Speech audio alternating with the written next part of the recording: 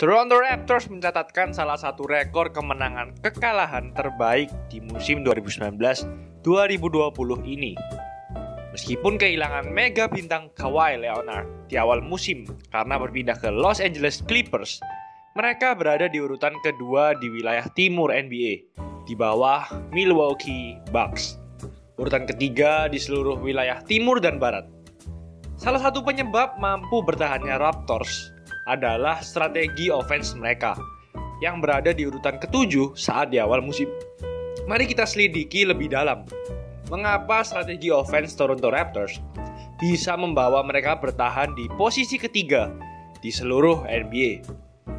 Sebelum lanjut, jangan lupa like dan subscribe ya. Simak ulasan berikut ini. Satu hal yang mencolok saat melihat Toronto Raptors bermain adalah mereka punya elite spacing. Mereka bermain dengan 5 orang dengan jarak spacing yang sangat lebar. Di sini kita lihat, VanVleet mulai membawa bola di top. Dan ada 4 orang lainnya menyebar di luar garis 3 points, sehingga memudahkan VanVleet melakukan drive dan mencoba melakukan close shot atau layup. Jika kita lihat, starting line up dari Toronto Raptors, semuanya memiliki persentase tembakan 3 angka minimal 35%. Dan ini sangat menguntungkan. Yang mengejutkan juga adalah setiap 5 pemain tersebut juga memiliki komponen dan skill individual yang berbeda-beda di setiap situasi. Seperti di sini, kita melihat Anunoby selain bisa menembak 3 angka, dia juga bisa drive, sehingga saat ia melihat ruang di area paint, dia langsung menusuk ke dalam. Elite spacing juga digunakan saat cutting. Saat VanVleet berhasil lepas dari defendernya dengan backdoor, tidak akan terjadi helping di weak side karena spacing lebar dari Toronto Raptors.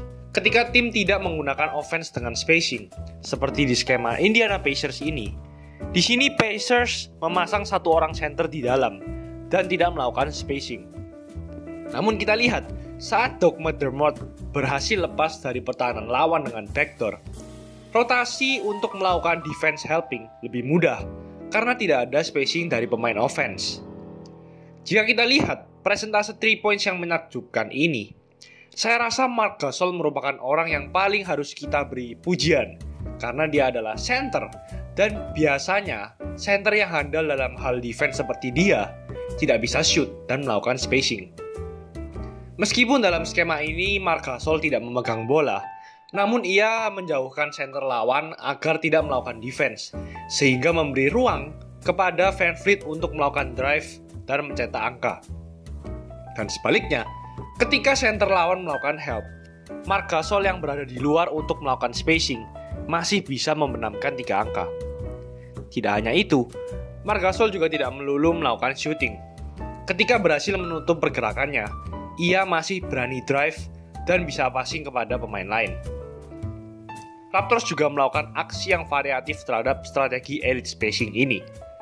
Jadi satu hal yang mereka sering lakukan, seperti dalam skema ini, Marc Gasol memegang bola di top, dan ketika sudah memiliki ruang yang besar akibat spacing, Marc Gasol juga merupakan pengumpan yang handal. Dan di sini terlihat jelas, Fred VanVleet sudah siap melakukan cut melalui sisi sayap. Namun tiba-tiba, Norman Powell mengecau lawannya dengan pura-pura melakukan screen dan langsung melakukan cut ke dalam dan melakukan layup. Terkadang, Raptors juga melakukan pick and roll. Di sini Siakam melakukan screen dan Marc Gasol berada di luar untuk menarik defendernya agar tidak berada di dalam paint. Sehingga Siakam dengan sangat mudah menerima passing dan mencetak poin. Cara lain yang sangat klasik untuk memanfaatkan tembakan Marc Gasol tentu saja dengan menggunakan pick and pop. Di sini Marc Gasol melakukan pop dan mencetak 3 angka.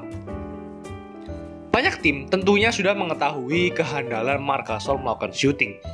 Dan kadang setelah Gasol dan VanVleet melakukan pick and pop, di sini defender Gasol terlihat ragu-ragu. Di satu sisi, bila ia menjaga Gasol, maka VanVleet bisa masuk ke dalam. Namun jika ia menjaga VanVleet, Gasol akan terlepas dan mencetak 3 angka. Jadi, Anda bisa lihat kemampuan tembakan Marc Gasol memberi keuntungan yang sangat banyak dalam berbagai skema. Dan ada hal yang mengejutkan, di mana dalam beberapa musim terakhir, angka post play dari Marc Gasol menurun dari musim ke musim. Di musim 17-18 di angka 10,2 post play per game, di musim 18-19 di angka 6,5 post play per game, dan puncaknya di musim 19-20 di angka 1,9 post play per game. Ini semua berkat Nick Nurse yang berhasil menyesuaikan gaya permainan Marc Gasol dengan gaya permainan NBA yang sudah berubah menjadi lebih modern. Selanjutnya, saya akan membahas tentang Rondae Hollis-Jefferson yang berkontribusi cukup baik dari cadangan dengan mencatat rata-rata bermain selama 19,2 menit per game. Namun hanya pernah menembak 17 3 points sejak ia masuk ke Toronto Raptors di musim ini dengan total persentase 3 points sebesar 11,8%. Bagaimana bisa seorang pemain non-shooter bisa berkontribusi dengan baik di tim yang mengandalkan spacing dan menuntut shooting? Untuk bisa mengetahui mengapa ia bisa cocok di Toronto Raptors, mari kita lihat permainan Hollis-Jefferson di tim sebelumnya, yaitu Brooklyn Nets. Dan di tim tersebut, mereka punya dua center yang sama sekali tidak bisa menembak, yaitu Jarrett Allen dan Ed Davis. Ketika Rondae bermain dengan salah satu dari kedua center tersebut, Nets memiliki dua non-shooter di lapangan, yaitu Rondae dan salah satu dari kedua center tersebut. Hal tersebut sudah tidak berhasil di permainan NBA modern ini, dan terbukti Rondae Hollis-Jefferson tidak terlalu berhasil di tim ini musim lalu. Namun, di Toronto Raptors, mereka memiliki 3 center yang bisa menembak 3 angka di tim. Dan hal inilah yang membuat Hollis-Jefferson cocok di tim ini. Ia dipasangkan dengan salah satu dari ketiga pemain ini. Di skema ini, Rondae berada dekat di luar paint area, bersamaan dengan Marc Gasol yang spacing di luar untuk menarik Whiteside. Skema yang satu ini memang tidak melakukan full spacing, mengingat Rondae berada di dalam. Namun karena Rondae Hollis-Jefferson tidak bisa menembak, full elite spacing tidak diperlukan, dan VanVleet berhasil menerobos ruang kosong ke dalam. Rondae juga bisa digunakan sebagai screener saat pick and roll. Salah satu faktor lain yang menyebabkan Rondae Hollis-Jefferson cocok di tim ini adalah ia sangat bagus mencari positioning di area paint. Di sini ia berhasil mendapatkan offensive rebound. Rondae juga bagus dalam mencari posisi ketika temannya melakukan baseline drive. Di sini terlihat VanVleet melakukan baseline drive, McCollum melakukan helping. Secara cepat, Rondae langsung berotasi tepat di bawah ring. Ini memudahkan VanVleet untuk melakukan passing, dan juga membuat Damian Lillard lebih susah jika ingin melakukan help karena rotasi mendadak tersebut.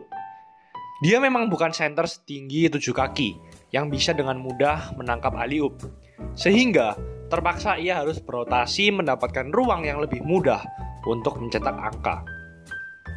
Dia juga disiplin berada di spot dekat area paint saat hal tersebut dibutuhkan.